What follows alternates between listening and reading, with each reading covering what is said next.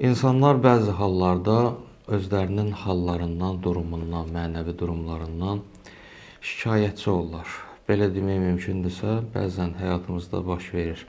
İstər ibadət məsələsi və istər digər insanlarla davranış qaydalarında bəzən görürük ki, biz mənəvi halımız, ümumiyyətlə deyərdik ki, pozitivliyimiz yoxdur. Bəzən insan namaz qılarkən, ibadət eləyərkən, oruc tutarkən və sair ibadətləri yerinə yetirərkən onda gözəl bir şövq yaranır, həvəslə, səmimanə öz ibadətini belə demək mümkünsə ləzzətlə yerinə yetirir. Amma bəzi hallarda olur ki, bu ləzzət, bu şövq və bu həvəs aradan gedir. Bu öz-özlüyündə təbii bir haldır.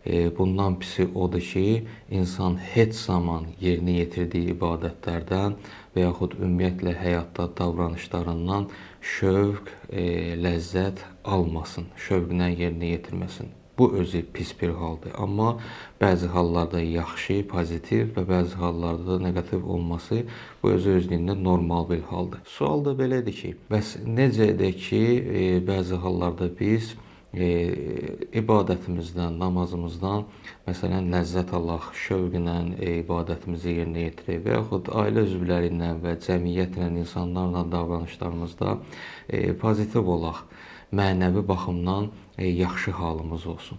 Bunun yeganə yollarından biri və ən mühümü də budur ki, bacardığın qədər yaxşılıq elə.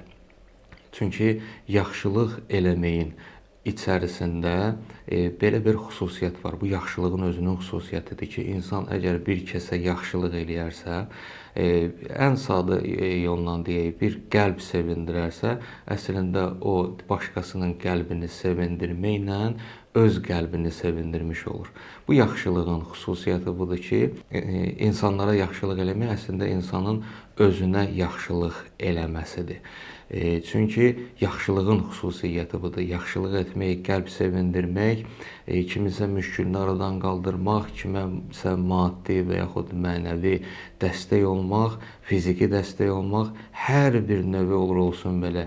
Bütün yaxşılıqların xüsusiyyəti budur ki, insan elədiyi yaxşılığa görə onda bir sevinç halı yaranır, bir şadlıq halı yaranır və bu özü də insanın namazı da, ibadəti də və davranış qaydalarında pozitiv şəkildə yerinə yetirməsinə kömək olur. O insanlar ki, deyirlər, mən namazda şövq ala bilmirəm, ləzzət ala bilmirəm, o insanlar yaxşılıq eləsinlər və yaxşılığın da xüsusiyyətini qeyd elədik və bəlkə də ona görədir ki, Qurani-Kərimdə Allah Teala buyurur ki, "İn əhsəntum, əhsəntum li ənfusikum."